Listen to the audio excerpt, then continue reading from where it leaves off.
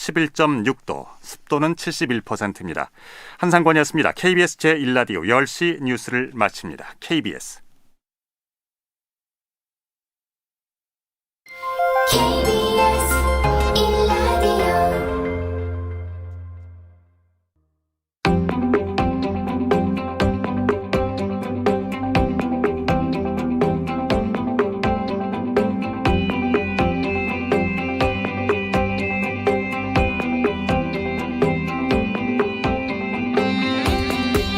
김성환의 시사야.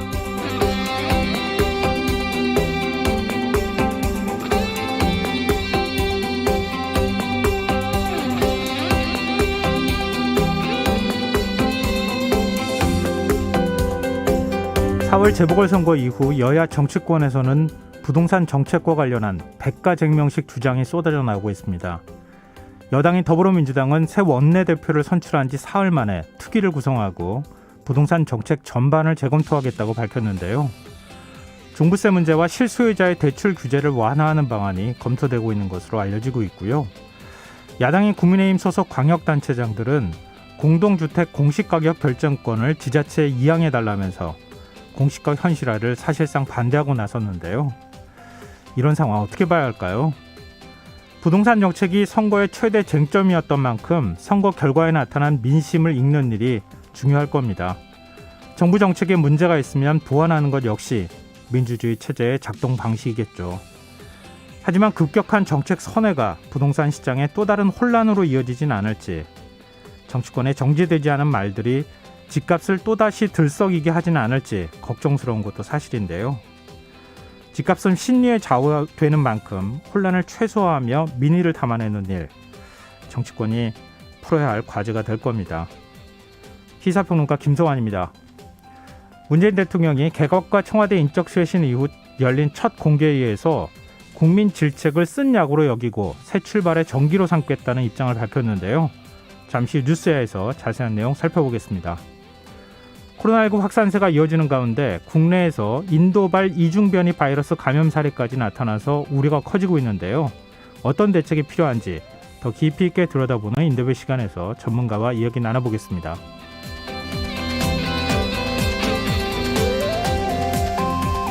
김성환의 시사에는 청취자 여러분의 관심과 참여를 기다립니다. 방송 내용과 관련해 의견이 있으신 분들은 문자 보내주십시오. 당첨된 분들께는 모바일 상품권 보내드릴 텐데요. 참여하실 번호는 샵 9730이고요. 짧은 문자는 50원, 긴 문자는 100원의 이용료가 부과됩니다. 콩 게시판을 통해서도 무료로 참여하실 수 있고요. KBS 1라디오 유튜브 채널을 통해서도 실시간으로 시청 참여하실 수 있습니다. KBS 1라디오 김성환의 시사야. 그럼 지금 시작하겠습니다.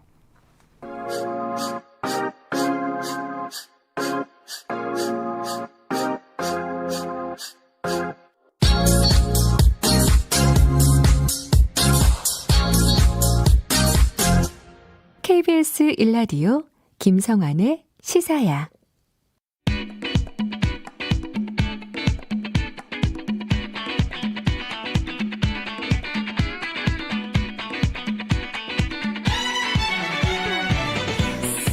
오늘 놓쳤던 뉴스 꼼꼼히 정리해드리는 뉴스야 시간입니다.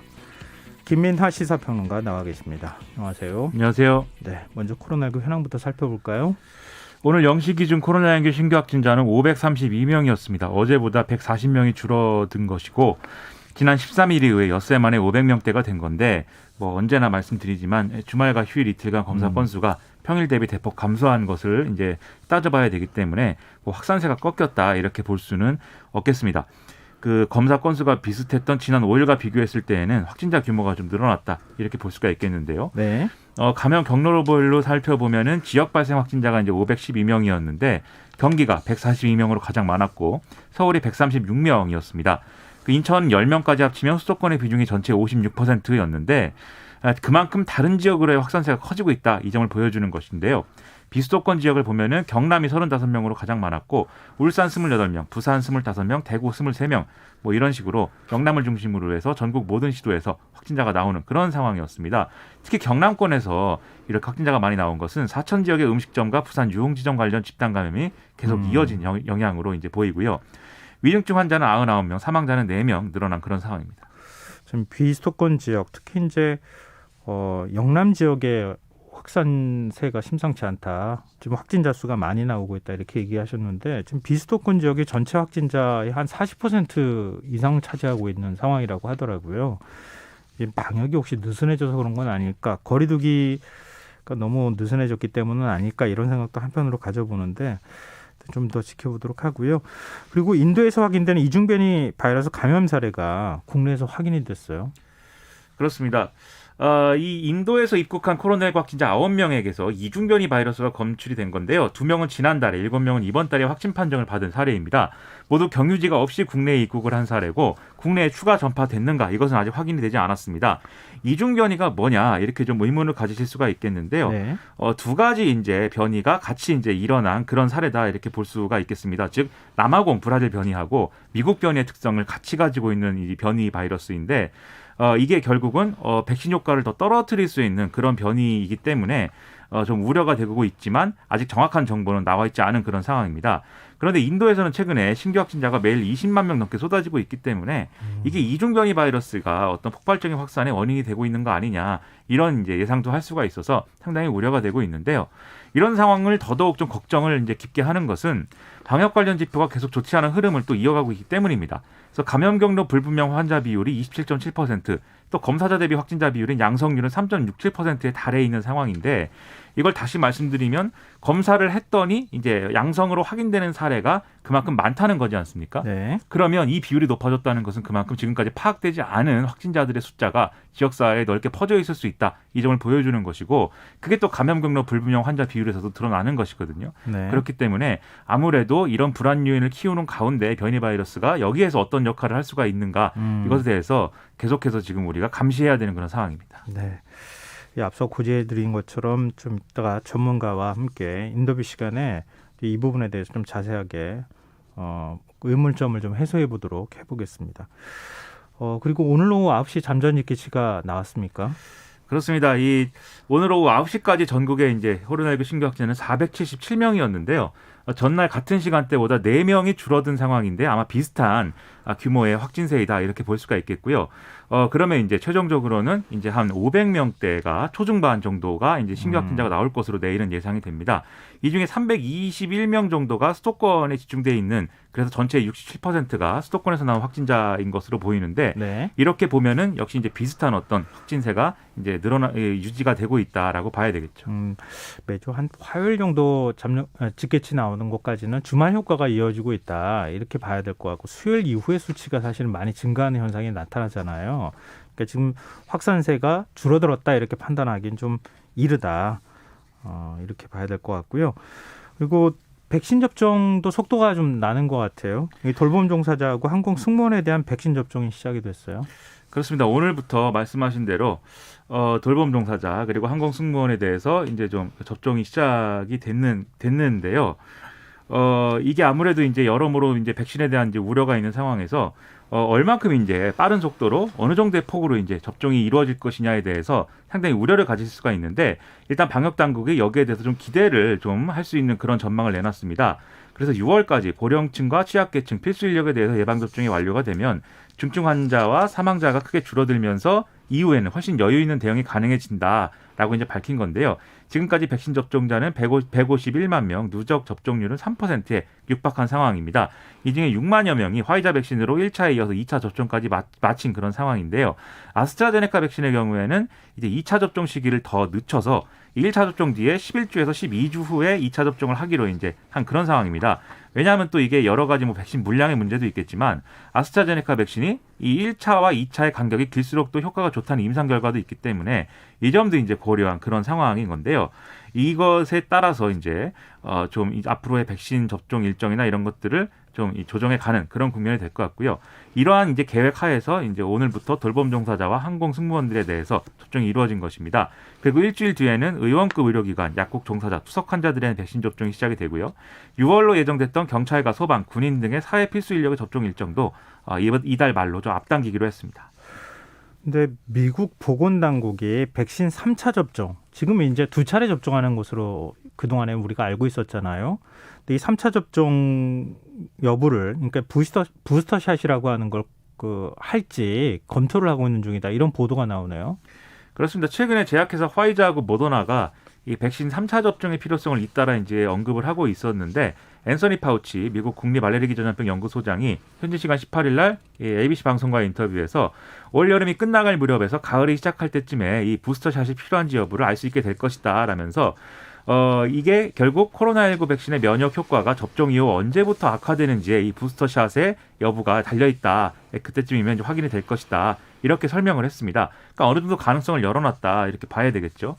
아무래도 이렇게 부스터샷의 이제 필요성이 논의가 되고 있는 것은 변이 바이러스의 확산 이런 것들이 이제 백신의 어떤 이 효력이나 이런 것들을 약화시키는 그런 어떤 것들이 우려가 되기 때문인데요. 네. 지금 미국의 코로나19 확진자 숫자가 굉장히 또 늘어나고 있는 그런 상황인데 이것도 변이 바이러스의 영향이다라고 보는 게 이제 미국 보건당국의 이제 판단이거든요. 따라서 이제 3차 접종을 이제 좀 해야 된다. 이런 판단이 우세해지고 있는 상황인데 이렇게 되면 아무래도 백신 물량이 더 필요해지지 않겠습니까? 네. 그러면 자국 내 수요가 늘어나니까 이제 외부로 반출되는 백신의 양을 계속해서 통제하는 그런 국면이 될 수가 있겠는데 백신 확보에 어려움을 겪고 있는 국가들 입장에서는 이제 추가로 백신을 이제 도입을 하기가 매우 어려워지는 그런 상황인 것이죠. 그리고 기존에 이제 우리 같이 구매 계약을 한 물량이 있다 하더라도 도입 시점이 당초보다 늦춰질 가능성이 생기기 때문에 상당히 우려가 되고 있는 그런 상황입니다.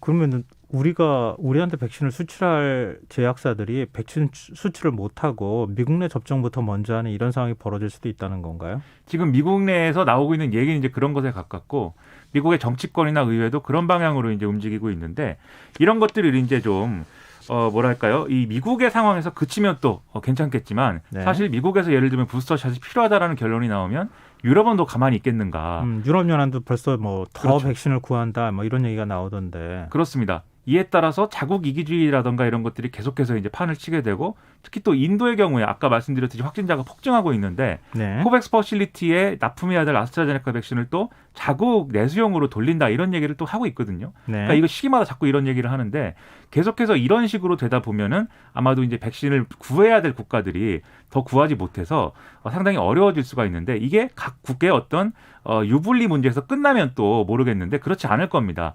결국은 코로나19라는 것이 어느 정도 좀 확산세를 막고 종식에 가까운 상황을 만들려면 전 세계에 있는 모든 국가들이 어느 정도의 백신 접종이 이루어져야 이게 변이라든가 이런 것들을 막을 수가 있고 그걸 통해서 이제 좀 대응할 수 있는 여력을 더 빨리 만들 수가 있는 건데 이게 특정 국가에서만 이렇게 백신 접종을 한다고 해서 막을 수 있는 문제가 아니지 않습니까? 그런 점에서 뭔가 이제 글로벌 리더십의 차원에서 백신이라는 것을 이렇게 특정 국가가 생산했다고 해서 그걸 독점하면 안 된다. 이런 취지의 어떤 이 뭐랄까요 컨센서스를 형성해가는 것이 필요할 것 같고 더불어서 우리는 또 우리대로 어떤 국익을 수호하는 입장에서 미국이라든가 이런 국가들하고 외교라든가 이런 것들을 더 좀 면밀하게 전략을 세워서 우리가 이 구매한 물량을 제대로 도입할 수 있도록 확보하는 그런 외교전을 또 벌이는 게 지금 필요해 보입니다. 노벨 경제학상을 수상한 학자라든가 아니면은 각국 정상을 지낸 정치인들 한 170여 명이 특허권을 풀어가지고 그렇습니다. 복제 백신을 만들 수 있도록 해달라 이렇게 또 요청을 했다고 하는데 자꾸 이렇게 가면 각자 도생의 길로 가는 거 아닐까 좀 걱정이 되기도 하네요. 그리고 아스트라제네카 백신을 접종한 40대 간호조무사 지금 병원 입원 치료 중이라는 소식이 들리는데 이게 어떻게 된 겁니까? 이 40대 간호조무사가 아스트라제네카 백신을 접종하고 난 다음에 사지마비 등의 부작용을 겪어서 이제 입원 치료 중이다라는 건데요. 이게 사지마비에 더불어서 이제 양안복시 증상이 나타났다고 하는데 이게 양쪽 눈에 초점이 안 맞는 그런 증상입니다. 그래서 이게 무엇이냐 좀 검진을 해보니까 이게 이 면역 반응 관련 질환인 급성 파종성 뇌척수염이다라는 진단이 이제 나왔다는 건데요. 우려가 되는 것은 이 접종하기 전에 이 여성의 경우에는 특이 소견이 없다라는 판단을 이전에 이제 건강검진에서 받았다라고 해서 이 기저질환이 없던 사람이 이런 이제 좀 증상이 나타난 것을 어떻게 판단해야 되는 것이냐 여기에 대한 의문이 좀 커져 있는 그런 상황입니다. 네. 일단 방역 당국은 이건 이 추가 검사가 필요한 상황이다라고 설명을 했는데요. 일단은 역학조사를 했고 최종 진단명을 확인하기 위해서 추가 검사가 남아 있는데 신경학적인 이상 반응이 나타날 수 있는 질환인 것은 맞는데 여전히 이제 일반 병실에서 치료받고 있는 그런 상황이다. 그리고 이런 급성 파종성 뇌척수염 사례 보고는 외국에서도 있었고 아직 백신과의 인과성이 인정된 사례는 확인되지 않고 있기 때문에 그리고 또 일반 인구 집단에서의 자연 발생률과 비교했을 때 아직까지 이 급성 파종성 뇌척 수염에 대한 특이점이 또 없느니만큼 계속해서 모니터링할 필요가 있다라고 얘기를 하고 있습니다. 네. 화제를 바꿔보겠습니다. 문재인 대통령이 오늘 수석 보좌관회의를 주재했는데 어떤 발언을 내놨습니까? 국민의 질책을 쓴 약으로 여기고 국정 전반을 돌아보며 새 출발의 전기로 삼겠다. 문재인 대통령이 이렇게 밝혔는데요. 국민의 평가는 어제의 성과가 아닌 오늘의 문제와 내일의 과제에 맞춰져 있다. 마지막까지 부패하지 않고 유능해야 된다라고도 강조했습니다. 그러면서 방역과 부동산 문제를 민생에서 가장 민감한 사안으로 꼽았는데요. 특히 선거로 단체장이 바뀐 지자체와도 특별한 협력 체계를 구축해달라. 좀 방역관리에 허점이 생기거나 부동산이 다시 불안한 상황이 되지 않도록 충분한 소통과 긴밀한 협력을 해달라. 이렇게 좀 당부를 했습니다. 이건 아무래도 오세훈 서울시장이 최근에 이제 자가검사 키트 사용 허가를 요청한다든지 또 최근에 이제 5개 광역지방자치단체장이 공시가격 동결과 결정권의 지자체 이양 이런 것들을 요구하는 상황을 좀 겨냥한 이런 발언으로 해석이 되고 있는데요. 여기와 더불어서 이제 기업의 일자리 창출 이런 것에 대한 당부와 그에 대한 어떤 정부 지원 이런 것들도 언급이 됐습니다. 그리고 다음 달 한미 정상회담이 지금 예정돼 있지 않습니까? 그렇습니다. 문 대통령이 미국 바이든 대통령을 만났을 때 백신 협력 문제를 얘기하겠다는 입장을 밝혔어요. 그렇습니다. 이 경제협력과 코로나 대응과 함께 백신 협력에 대해서 양국 간 현안의 긴밀한 공조를 위해서 심혈을 기울이겠다라고 얘기를 했고요. 또 멈춰있는 한반도 평화의 시계를 다시 돌리기 위해서 노력하겠다라고도 했습니다. 즉, 이 대북 정책과 관련된 그런 어떤 요구 이런 것들도 이제 좀 협상을 시작을 해야 된다. 지금은 교착 상태이지만 결국은 이제 앞으로 나아가기 위한 숙고의 시간이 아니겠느냐라는 언급이었고요.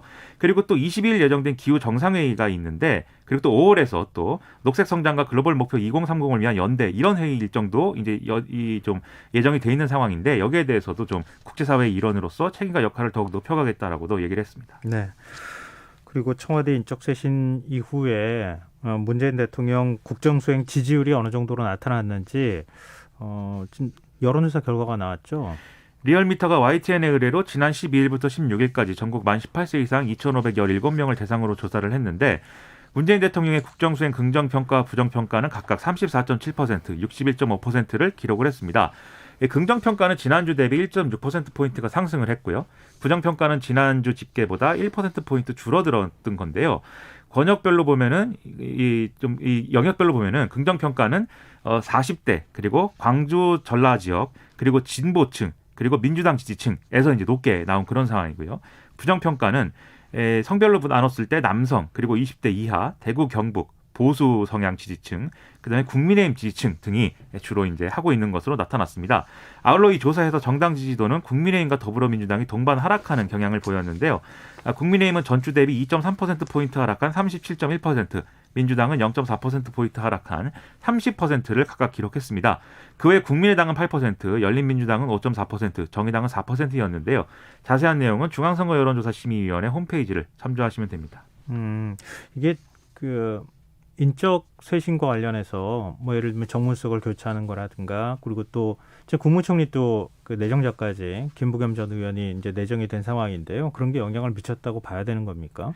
일단은 그런 해석이 가능한 건데요. 다만 이제 어떤 오르고 내린 이 어떤 폭 자체가 사실은 그렇게 이 변별력이 크게 이제 오르고 내린 건 아니기 때문에 좀 앞으로의 추이를 추가로 지켜볼 필요는 있겠는데 적어도 이제 어떤 국민의 기대나 이런 것들에 얼만큼 부응했느냐를 이제 판단하는 데 있어서는 어느 정도는 이제 판단의 근거가 되지 않았을까 이렇게 좀 추정할 수 있는 그런 수치입니다. 네.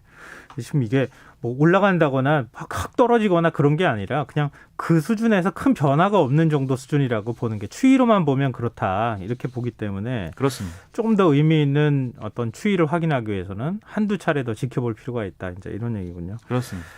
자, 뭐 지금도 얘기 나왔지만 김부겸 국무총리 내정자 지금 인사청문회 준비 상황은 어떻습니까?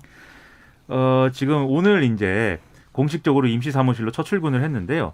이렇게 얘기를 했습니다. 오늘부터 충분히 준비를 해서 국회 청문회 과정에서 답변을 드릴 수 있도록 하겠다라면서 우리 사회 곳곳에 힘들어하는 안타까운 분들에게 실질적 도움이 될 정책이 있는지 좀 정부의 새로운 입장을 밝힐 수 있도록 준비를 하겠다라고 했고요. 무엇보다 코로나19 때문에 오래 힘들어하고 지쳐있는 국민들에게 도움이 되는 방안을 찾아내서 답변을 드릴 수 있도록 준비해 나가겠다라고 강조를 했습니다. 기자들이 전날에 국민의힘 소속의 원희룡 제주도지사가 이 극단의 정치를 이끄는 이른바 이제 친문 성향의 당원들에 대해서 뭔가 비판해야 되지 않겠느냐라는 이제 주장을 한 것에 대해서 오늘은 다른 답변을 드릴 수 있는 자리가 아니다라면서 이런 부분에 있어서는 좀 말을 아끼는 그런 상황이었습니다. 네. 근데 이번 인사청문회가 굉장히 중요하지 않겠어요? 물론 이제 여러 차례 검증을 받은 상황이기 때문에 새로운 의혹이 나올 것이다. 뭐 이렇게 보기보다는 오히려 더 정책적인 부분에 있어서 여야 충돌이 예상되는 그런 청문회가 될 것은 같은데 좀 여야 새로운 원내사령탑이 이제 바뀌게 되는 거잖아요. 여당은 이미 바뀌었고 야당은 이제 바뀔 상황인데 그 지도력을 시험하는 무대가 될 것이다. 이런 분석이 나오던데 이 어떻게 될 것 같으세요? 일단 더불어민주당 원내대표로 윤호중 의원이 취임을 했고 그다음에 국민의힘도 이르면 26일께 원내대표 선거를 치를 예정인데 그러면 새로운 이제 원내사령탑과 함께 말씀하신 대로 국무총리 후보자하고 그다음에 천대엽 대법관 후보자 청문회를 같이 치른 다음에 본회의에서 임명동의안 표결을 거쳐야 되는 그런 상황이거든요. 근데 의석수만 보면 더불어민주당이 자력으로 처리할 수도 있겠지만 이것은 또 단독 처리를 하는 것에 대한 정치적 부담이나 이런 것들을 또 줘야 되는 그런 부분이 있지 않겠습니까? 더군다나 이 김부겸 국무총리 후보자의 경우에 어쨌든 대구 경북 출신이고 비주류고 해서 뭔가 국민통합의 의미를 담았는데 이 어떤 임명동의안 처리 과정에서 또 이렇게 일방 처리가 되는 것에 대한 여러 가지 이제 걱정거리가 있는 것이죠. 따라서 네. 뭔가 좀 원만하게 여야 합의로 청문회를 통과시킬 수 있는 그런 방법을 찾지 않아야겠는가 이런 네. 눈치가 있고요. 특히 네. 이제 또 김부겸 후보자는 처음에 행정안전부 장관 임명할 때도 여야 합의로 이제 청문회를 통과한 또 경험이 있기도 해서 네. 이런 대목에서 기대감이 있는데요. 하지만 국민의힘은 이 김부겸 후보자가 지난해 7월에 박원순 전 서울시장 성추행 피해자를 피해를 호소하는 고소인으로 지칭했다. 그리고 이 서울시장, 부산시장 보궐선거 무공천에 사실상 반대했다. 이런 점에 있어서 좀 문제를 삼을 것이다. 이렇게 얘기를 하고 있어서 네. 이 검증 과정이 어떻게 될 것이냐.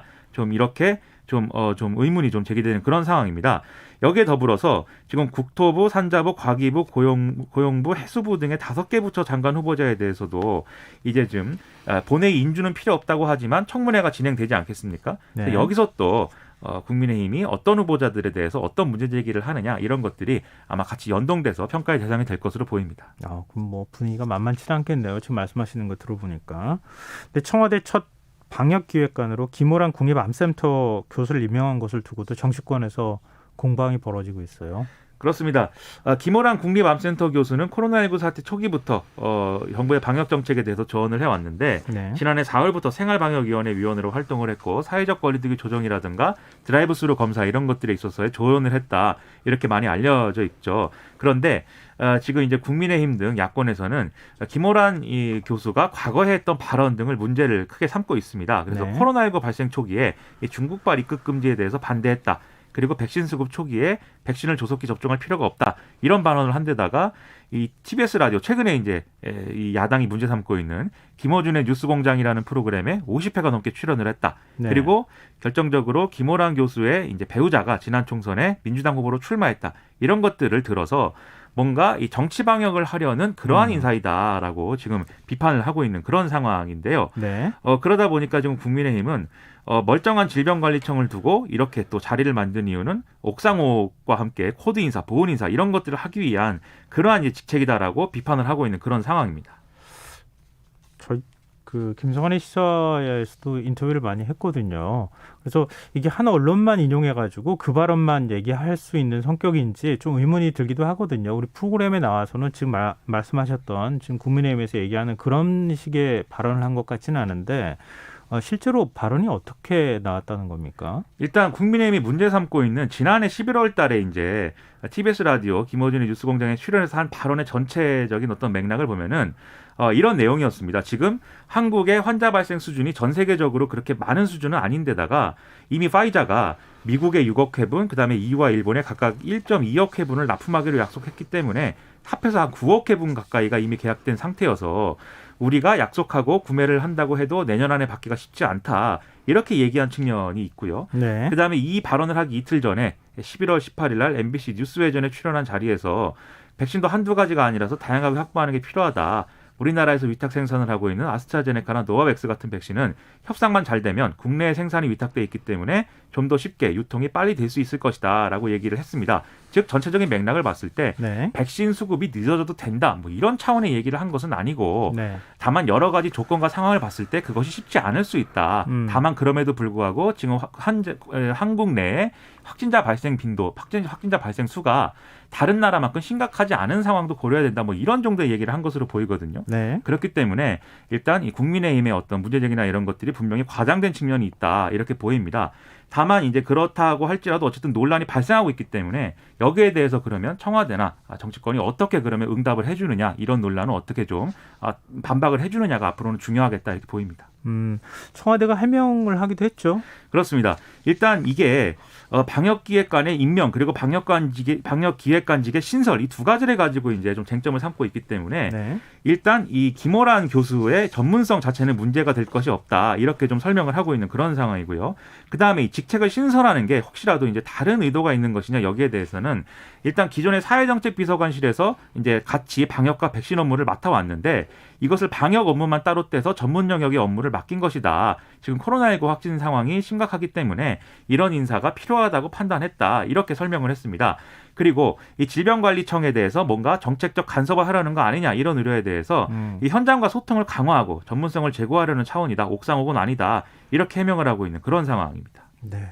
뭐 지금 이게 정은경 질병관리청장을 힘 빼게 하려고 하는 거 아니냐 뭐 이런 의혹 제기를 야당 쪽에서 하고 있는 것과 관련해서 방금 전에 말씀하셨던 그런 해명을 했다 이런 건데요. 자, 앞으로 어떻게 지금 논의가 오갈지 좀 지켜보도록 하겠습니다. 지금 여러분께서는 KBS 1라디오 김성환의 시사회와 함께하고 계십니다. 계속해서 뉴스야 이어가겠습니다. 오늘 21일까지 사흘 동안 국회 대정부 질문이 지금 진행될 예정인데요. 홍남기 경제부총리가 국무총리 직무 대행으로 지금 참석하지 않았습니까? 그렇습니다. 근데 고성과 설전이 오고 갔어요. 그렇습니다. 상당히 이제 좀 강경한 모습을 또 드러냈는데요. 백신 정책하고 부동산 해법 이게 대정부 질문의 핵심 쟁점이었는데 야당의 어떤 질의에 대해서 잘못된 뉴스를 말하지 말라 이러면서 이제 강경하게 대응하는 홍남기 이 경제부총리의 모습 이런 것들이 언론에 많이 조명이 됐습니다. 네. 이 맥락이 무엇이었냐면 이 국민의힘 정진석 의원이 이 우리나라 접종 속도면 이 백신 접종 속도면 집단 면역까지 6년 4개월이 걸린다는 평가가 있는데 지금 상황에 대해서 어떻게 보느냐 이렇게 물어봤는데 네. 홍남기 부총리가 그런 잘못된 뉴스를 강조하면 국민이 불안해하지 않겠느냐. 정부는 4월까지 300만 명, 3반기까지 1,200만 명, 그리고 올해 11월까지 집단 면역 목표를 명확하게 제시하고 있다. 이렇게 좀 반박을 했는데요. 여기에 대해서 정진석 의원이 중간에 말을 끊으려고 하니까 홍남기 부총리가 정부에게도 말할 시간을 줘야 되는 거 아니냐. 왜 이렇게 잘못된 주장을 전 국민이 보게 하냐. 이렇게 답을 하면서 서로 고성이 오가는 그런 상황이 좀 이루어졌습니다. 그래서 여기에서 물러나지 않고 홍남기 부총리가 이 백신 수급이나 이런 것들이 문제가 없을 것이다라고 다시 한번 강조하는 그런 시간들이 이어졌습니다. 네. 부동산 정책에 대한 질의응답도 있었어요. 이 심상정 정의당 의원이 얼마 전 보궐선거가 이제 부동산에 대한 정책 실패에 대해서 심판이 된 것인데 최근에 여당 의원들을 중심으로 종부세 완화론이 나오고 있는 거에 대해서 어떻게 생각하냐 이렇게 물었거든요. 홍남기 부총리가 이 고가주택 또는 다주택에 대해서 종부세 부과하는 기준에 대해서는 의견이 다를 수가 있고 여기에 대한 갑론을박이 있는 게 사실이다. 또 종부세 부과 기준이 9억 원이 정해진 지가 한 10년 이상 됐기 때문에 여러 가지로 짚어보고 있다. 이렇게 답을 했습니다. 다만 종부세가 다수 국민에게 부담이 되고 있는가 여기에 대해서는 강력하게 또 반론을 제기를 했는데요. 우리 국민의 95%는 종부세가 없는 세상에 살고 있다. 3에서 4% 정도의 국민이 종부세를 내고 있는 것인데 이 세금이 과다하게 늘어났다라는 것에 대해서 모든 국민이 지금 영향을 받는 것처럼 얘기하는 것에 대해서는 안타깝다라고 답을 했습니다. 그리고 공시가 현실화에 대해서도 이 공시가 현실화율을 고려해서 이 1주택자 종부세에 대해서 이제 이 좀 맞춰가야 되는 거 아니냐 이런 지적이 나왔는데 네. 홍남기 부총리는 공시가격을 올리는 게 뭐 증세 목적은 아니다. 다만 세부담 경감을 위해서 일부 재산세 인하하는 사전 조치를 취하긴 했음에도 세부담이 늘어난 것은 사실이기 때문에 그 지점을 그 기준이나 이런 것들을 잘 들여다보겠다라고 답을 했습니다. 일종의 이제 미세 조정이나 이런 걸 할 가능성 여지를 좀 남겼다고도 해석이 가능한 것 같은데요. 그렇습니다. 민주당도 부동산 특위를 구성해서 부동산 정책 재검토에 들어갔어요. 그렇습니다. 이 부동산 특위를 구성을 해서 진선미 국토위원장을 이제 특위위원장을 맡기고 여기에 이제 여러 전문가들과 기재위, 국토위, 정무위, 행안위 위원들 참여시켜서 활동하게 한다는 건데요. 일단 먼저 공시가격 상향 조정에 따른 1주택자 보유세가 이제 오른 문제와 그다음에 종부세 대상을 조정하는 문제, 그리고 실수요자의 대출 규제 완화 방안 이런 것들이 우선적으로 이제 논의될 걸로 보입니다. 이미 당내 여당 내에서는 종부세 1주택자 종부세 기준을 공시가 9억 원 초과해서 12억 원 초과로 높이는 내용의 법안 발의가 이제 언급이 되고 있는 그런 상황이고, 네. 그다음에 주택담보대출 비율을 60에서 80%까지 완화해야 된다 이런 지적도 나오고 있는 상황이어서 이 부분과 관련돼서는 아마도 여야 합의라든가 이런 것들이 좀 생산적으로 이루어질 가능성이 있다 이렇게 보입니다. 지금 일단 뭐 당과 그다음에 청은 뭐 정확하게 입장을 아직 내놓은 것은 아닌데 일정하게 이제 손질을 하겠다고 하는 것처럼 보여요. 근데 예를 들어서 갑자기 우리 뭐 지금 공시가 현실화 그만두겠습니다, 뭐 이렇게 하기는 좀 어려울 것 같은데, 그렇게 하면 오히려 더 혼란이 벌어지지 않을까요? 공시가 현실화는 뭐 앞으로 이루어질 어떤 속도 조절이나 이런 거는 할 수 있겠지만 지금까지 이루어진 것을 다시 이제 갑자기 바로잡기는 어려운 것이죠. 그것은 이제 공시가격이라는 이런 제도에 대한 신뢰 문제도 있기 때문에 일부에서 예를 들면 오류로 산정된 거를 바로잡는 개별적인 어떤 조치는 있을 수가 있겠지만 네. 전반적인 기조를 그렇게 바꾸기는 좀 어려울 것 같고요. 그리고 지금 이제 가장 또 뜨거운 쟁점인 것이 아까 말씀드린 이제 재산세 기준, 종부세 기준 뭐 이런 것들인데, 재산세와 관련돼서는 이제 지난번에도 작년 말에도 사실은 당에서 좀 기준을 이 재산세 인하 기준을 좀 높여줘야 되는 거 아니냐 이런 지적을 한 바가 있었는데 그때는 이제 이 정부와 청와대가 받아들이지 않은 부분들이 있어서 6억 원 이하에서 9억 원 이하로 그렇습니다. 3억 원 정도 상향 조정해서, 그러니까 일종의 서민 기준이라고 보는 거잖아요. 서민주택 기준을. 그렇습니다. 그럼 상향 조정하면 세율이 좀 낮아지기 때문에 좀 이 보유세 부담이 줄어들지 않겠습니까? 그러니까 집값이 전반적으로 오르는 현실을 좀 인정하자는 취지였던 거죠. 당의 네. 주장은. 이제 그것에 대해서 다시 한번 이제 판단을 할 것으로 보이고요. 지금 특히 또 아마 현실성이 높은 대책 중에 하나가 이제 대출 규제 완화인 것인데, 방금 말씀드린 LTV를 이제 좀 LTV 비율을 이제 늘리는 것에 관해서는 정부도 그렇게까지 이제 반대 입장은 아닌 것으로 보입니다. 다만 이제 DTI 비율을 늘리는 것에 대해서는 이것은 이제 소득 대비 대출 한 달에 갚아야 될 원리금 플러스 이자의 비율을 정하는 것이기 때문에 네. 이게 자칫 너무 늘렸을 경우에는 부담이 너무 커져서 이른바 약탈적 대출이나 이런 부작용이 또 일어날 수가 있는 네. 것이고, 지금까지 정부가 취해온 가계대출을 좀 줄이는 정책에 비추어 봐서도 이 기준을 또 DTI에서 DSR로 바꾼다 뭐 이런 논의도 하던 과정에 있었거든요. 그래서 이 지점에 있어서는 아마 정부가 여러모로 곤혹스러운 부분이 있어서 이러한 부분에서 어떻게 그러면 다른 어떤 이 대책이나 이런 걸로 지금 대출이 안 되고 있는 문제를 좀 메꿀 수 있을지, 이런 것들이 앞으로의 관건이 될 것 같습니다. 네, 알겠습니다. 그리고 오늘 국회 대정부 질문에 박범계 법무부 장관도 출석했죠. 그렇습니다. 이 박범계 법무부 장관은 지난번에 김봉현 전 스타모빌리티 회장에게 술접대를 받은 이 혐의를 받았던 검사들에 대해서 이 사람들을 공수처 1호 사건으로 다뤄야 하는 거 아니냐 이런 이제 질의가 나오니까 그것은 이제 아니다라고 답을 했습니다. 왜냐하면 이들이 위반 혐의를 받고 있는 게 청탁금지법인데, 공수처법은 고위공직자의 형법, 변호사법, 정치자금법, 국가정보원법 등에 대한 위반 범죄를 수사하도록 규정하고 있기 때문에 이 범위에 들어가지 않는다라는 설명이었는데요. 다만 엄정한 조치를 취해야 하는 것은 사실이기 때문에 이 검사들에 대해서 법무부의 추가 감찰과 징계 절차에 착수할 것이다, 이렇게 설명을 했습니다. 그리고 또 하나의 쟁점이 된 게 김학의 전 차관 불법 출금 문제였는데, 네. 이 국민의힘 곽상도 의원이 2019년 3월 달에 문재인 대통령이 이 사건에 대해서 검경에 명운을 건 수사를 하라고 지시를 했는데 왜 그런 거냐 이렇게 물어보니까 박범계 장관이 당시에 검찰이 김학의 사건과 동영상 관련해서 사건 당시에 검찰이 1차, 2차 다 무혐의를 줬는데 왜 그 부분을 지적하지 않느냐라고 이제 답을 하면서 굉장히 이제 설전으로 이어진 바 있고요. 네. 그다음에 곽상도 의원은 또 이재용 삼성전자 부회장의 가석방 혹은 사면 가능성 이런 것들도 이제 질의를 했는데 그런 것에 대해서는 검토한 바 없다라고 박범계 장관이 답을 했습니다. 네. 오늘 국회 본회의에 의원 선서를 한 의원이 있다고요? 그렇습니다. 한겨레 신문에서 27년간 기자로 재직한 바 있는 김의겸 의원인데, 지난번에 김진애 열린민주당 의원이 이제 좀 서울시장 선거 과정에서 사퇴를 해서 네. 의원직을 승계를 했죠. 그래서 오늘 이제 국회 본회의에서 선서를 하고 인사말을 했는데 사죄의 말씀부터 드리겠다라고 이제 말문을 열었습니다. 그래서 온 국민이 집값 문제로 불안에 떨고 있는데 큰 돈을 들여서 공직자가 집을 샀고 또 청와대 대변인은 늘 삼가고 조심해야 하는 자리인데 그 위중함을 망각했다. 지난 2년을 후회하며 살았고 집을 팔고 세금을 내고 남은 돈을 장학재단에 기부도 하고 오명을 씻어보려고 했지만 그런다고 이제 잘못이 가벼워지는 것은 아니다. 이렇게 좀 반성의 메시지를 냈습니다. 네. 그러면서 국회의원으로서 앞으로 언론 개혁을 해서 현장 기자들이 존중받는 언론 생태계를 만들고 싶다. 이렇게 얘기를 했는데요. 김진애 전 의원이 활동했던 국토교통이 대신 문체위에 배정됐기 때문에 아마 이러한 발언을 한 것으로 해석이 됩니다. 네. 국토교통이 이해충돌 논란이 벌어졌던 거잖아요. 그렇습니다. 네. 자, 다음 뉴스로 가보겠습니다. 오늘은 4.19 혁명 61주년이 되는 날인데요. 문재인 대통령이 민주묘지를 참배했어요. 그렇습니다. 국립 4.19 민주묘지를 참배를 하고 이 땅의 위대한 민주주의 역사를 기억하고 더 성숙한 민주주의를 향해 멈추지 않고 나아가자 이렇게 강조를 했는데요. 이 4.19 혁명이 대한민국 민주주의의 굳건한 뿌리가 되었다라는 글을 올리면서 이런 표현을 했고 김수영 시인의 푸른 하늘을이라는 시의 한 구절을 인용을 하기도 했습니다. 그리고 이게 지난해 4.19 혁명 기념식 기념사에도 김수영 시인의 풀을 또 인용을 했기 때문에 김수영 시인을 좋아하는 대통령이다 이렇게 볼 수가 있겠네요. 정치권 분위기는 어떻습니까? 일단 이제 더불어민주당의 경우에는 4.19 혁명 정신을 계승을 해서 대한민국의 민주주의를 지켜나가겠다. 정의롭고 공정한 대한민국을 만들겠다. 이런 입장을 냈고요.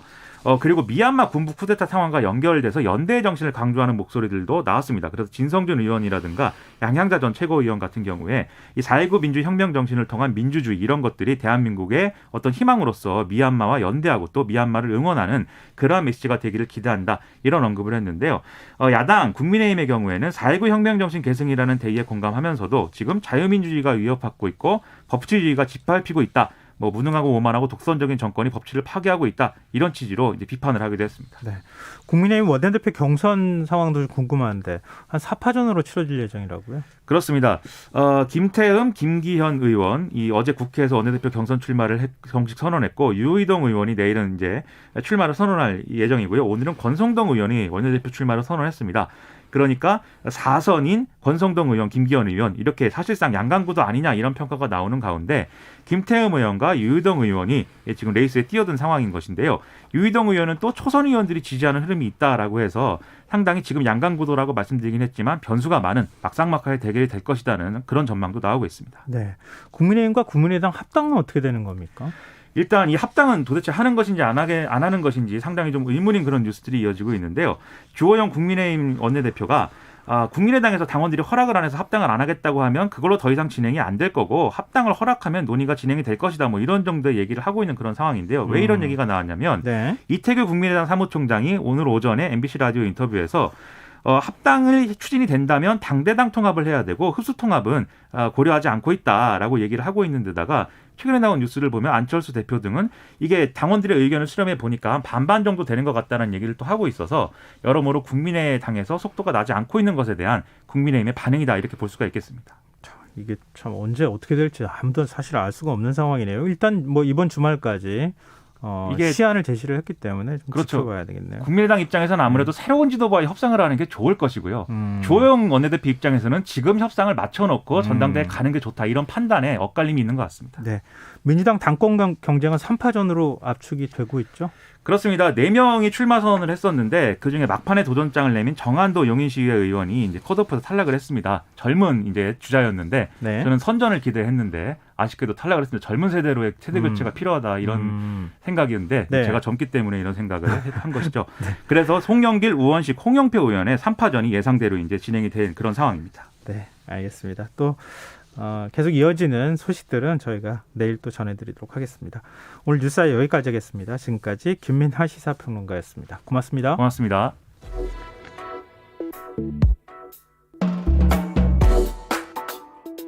더 나은 내일을 준비하는 시간 KBS 1라디오 김성환의 시사야. 국내에서 기존에 발견되지 않았던 변이 바이러스인 인도 변이 바이러스 확진자가 처음으로 확인돼 방역 당국이 비상이 걸렸습니다. 인도 변이 바이러스가 백신 효과를 떨어뜨릴 수 있다는 전망과 함께 4차 유행을 확산시키는 변수가 될 수 있다는 우려가 나오고 있는데요.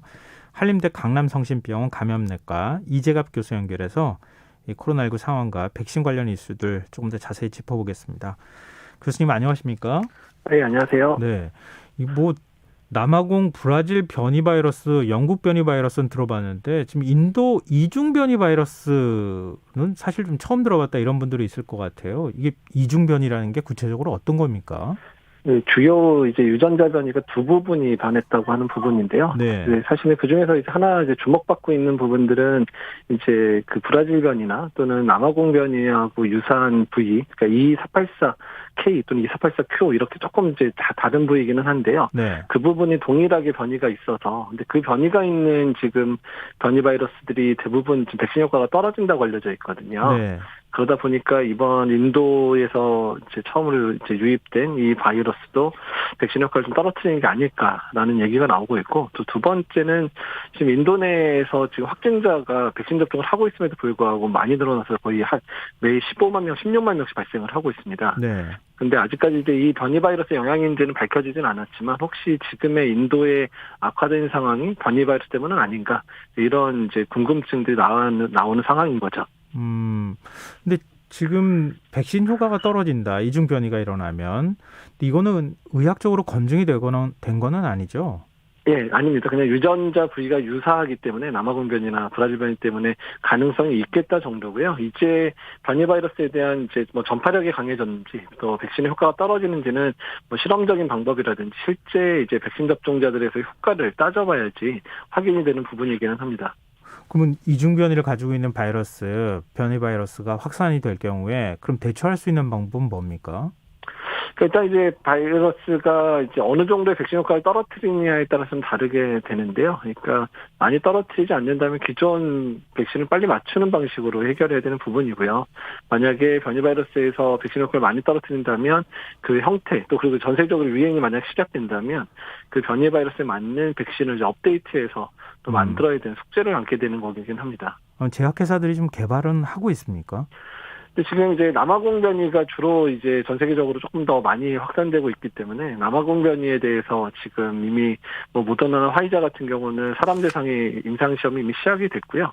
아스트라제네카도 7월 정도 되면 임상 연구를 시작한다고 해서 준비를 하고 있는데, 사실 변이가 많아지면 많아질수록 이제 그 부분에 대한 대비를 하기 위해서는 많은 형태의 백신 이제 폼이 만들어져야 될 수도 있어서, 어쨌든 이제 전체적인 전 세계적 유행이 어떤 변이주가 주된 형태로 가느냐에 따라서 이제 그 백신 개발도 좀 다르게 될 가능성이 높습니다. 근데 교수님 말씀 들어보니까 계속 궁금증이 꼬리를 물고 이어지는데요. 우리 이제 네. 독감 백신 같은 경우에도 이번에 유행할 뭐 독감 바이러스는 이런 겁니다. 미리 예측하고 이제 백신을 만들어서 맞잖아요. 네. 그러면 코로나19도 그렇게 돼야 된다는 겁니까? 아니면 그때그때 계속 백신을 맞아야 된다는 겁니까? 일단은 이제 지금은 이제 팬데믹 상황이기 때문에 중간중간에 변이가 이렇게 나타나고 그 부분이 어떻게 확산될 것인가가 아직 잘 예측이 안 되는데요. 네. 그러니까 인플루엔자 중에서 특히 변이가 많은 H3N2형 같은 경우 거의 50년째 유행을 하고 있어서, 예. 이게 전 세계적으로 유행되는 이제 패턴들 또는 이제 남반구에서 유행되는 걸 참고해서 북반구 백신을 할 때 결정한다든지 이런 식으로 이제 매년 그 부분들 WHO에서 전문가들이 논의해서 결정을 하는데, 이제 네. 만약에 코로나 바이러스도 몇 년 이상 유행을 하게 되면 그런 식으로 이제 올해 코로나 바이러스는 이런 형태로 유행할 예정이니까 이런 형태의 백신을 맞으십시오. 아마 이런 식으로 결정될 가능성이 높습니다. 그렇군요. 이게 백신이 끝이 아니다라는 생각을 다시 교수님 말씀 들어보니까 하게 되네요. 네. 그리고 지난 주말에 이제 우리 국내에서 개발을 했다고 하는 백신 주사기에서 이물질이 발견됐다. 그래서 70만 개를 긴급 회수했다는 소식이 전해졌어요. 이거 어떻게 해석해야 되는 겁니까?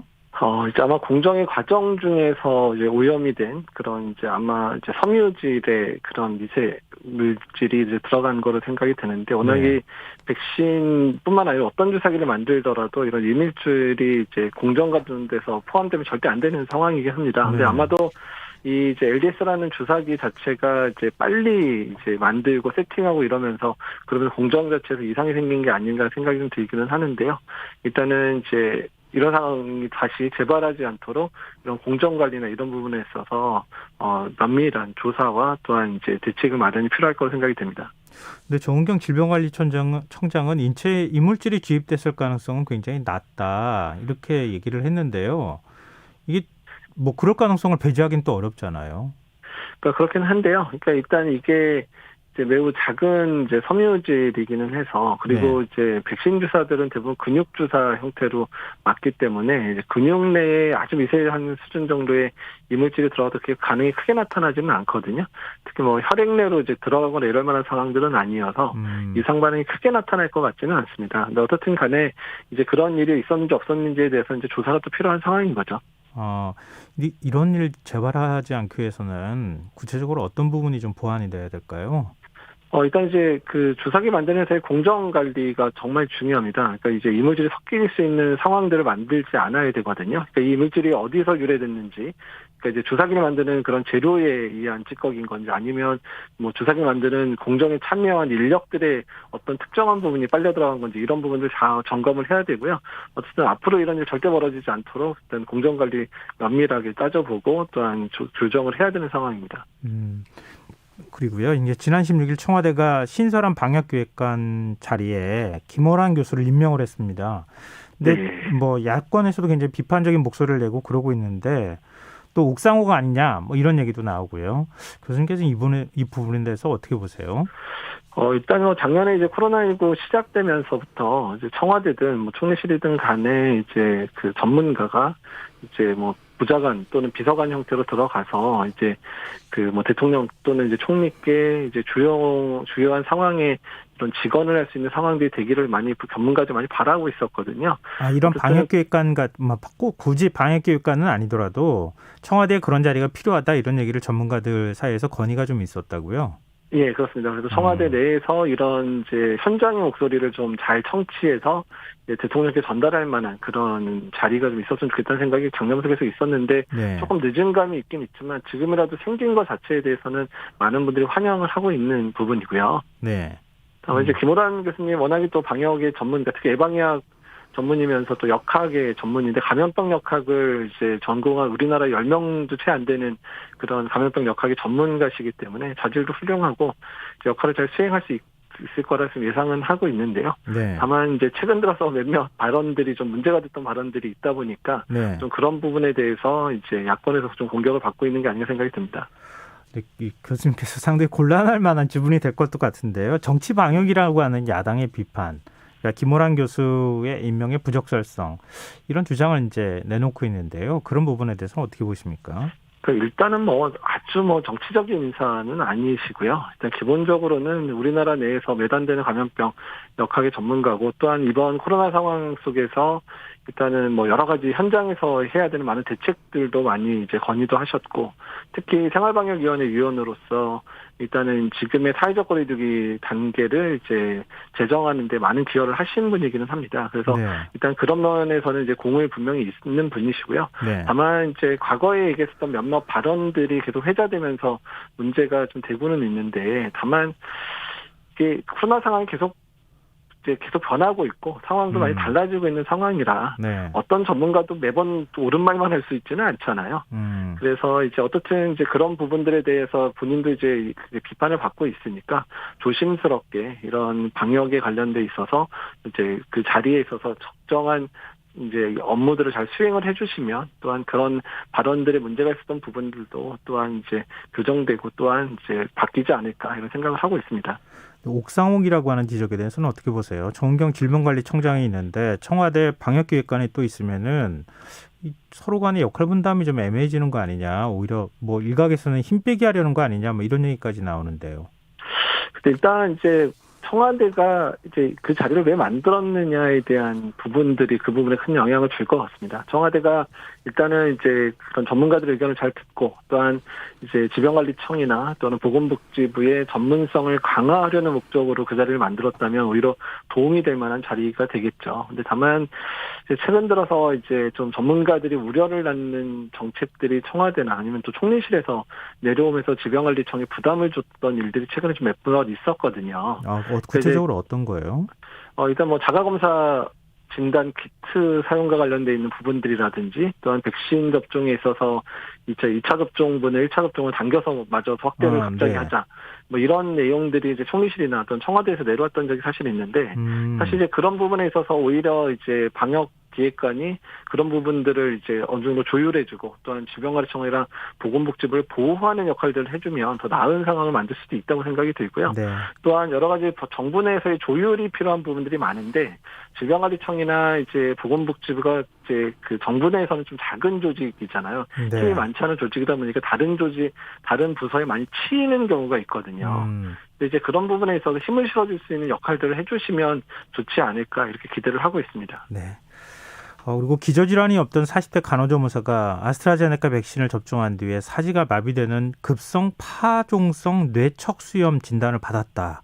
아직 인과관계는 확인이 안 됐는데 이 처음 들어보는 질병이에요. 이게 어떤 관련성이 있다는 얘기입니까? 이제 기존의 급성 파종성 뇌척수염 같은 경우에 그 일반적으로 이제 세균 감염이나 바이러스에 의한 2차적인, 그러니까 바이러스 세균 직접 일으키는 건 아니고요. 그런 감염 이후에 면역 반응에 의해서 생기는 형태로 이제 보고가 되고 있고요.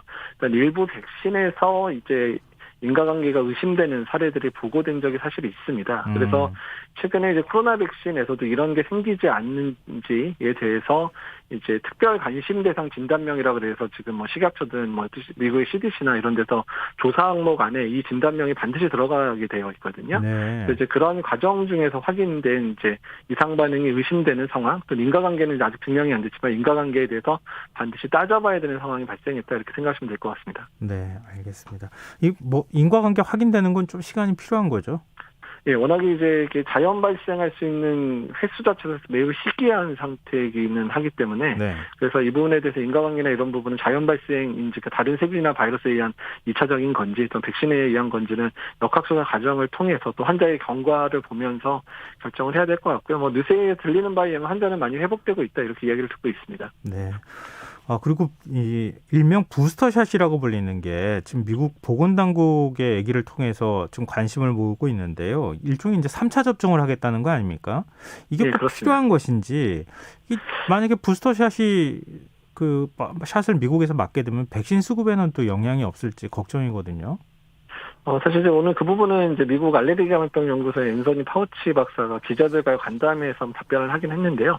일단 지금 현재 그 의견이 나온 거는 화이자나 모더나의 뭐 CEO라든지 관계자가 얘기한 부분이고 미국 보건당국이 실제적으로 그 부분을 인정한 내용은 아닙니다.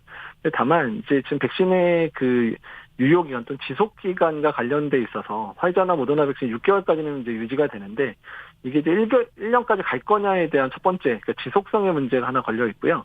두 번째는 변이 바이러스가 유행을 하게 됐을 때 이런 효과들이 감소되는데 항체가가 떨어지면 변이 바이러스에 감염되는 확률은 또 높아지게 되니까 부스터샷을 통해서 일단은 기존 바이러스에 대한 백신이라도 이제 백신 접종을 하면 부스터가 되다 보니까 항체가 올라가면 변이 바이러스에 대해서도 어느 정도 효과가 이제 유지되게 하는 부분들이 있거든요. 네. 그래서 이제 그런 부분까지 고려해서 이제 부스터샷이 필요할지 필요하지 않을지는 올 여름이나 가을까지 결정을 하겠다라고 오늘 이제 앤서니 파우치 박사가 얘기를 했습니다. 그럼 우리 백신 도입하는 거 좀 더 어려워지는 겁니까? 그럴 수도 있는데 지금 이제 변이 바이러스 때문에 지금 화이자나 모더나도 그렇고 아스트라제네카도 업데이트된 백신들에 대해서 임상 시험을 시작했거나 뭐 시작할 예정이어서 만약에 변이 바이러스가 전 세계적인 유행 상황이 된다 그러면 이제 국가마다 이제 두 가지 방법을 택하게 됩니다. 변이 바이러스에 맞춰진 업데이트된 백신을 추가 접종을 한다든지 아니면 그 백신을 구하기 힘든 국가는 3차 접종을 통해서 해결하려고 할 거기 때문에 네. 그렇게 되면 백신 수급에 있어서 뭐 전 세계 많은 국가들이 훨씬 더 지금보다 더 어려운 상황을 맞이할 수도 있긴 합니다.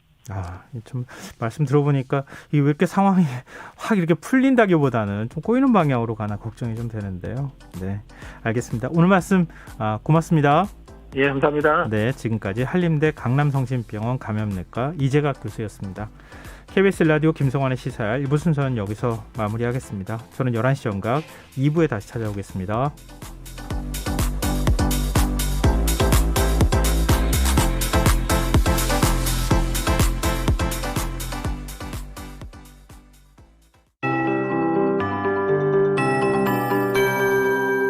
KBS 58분 날씨.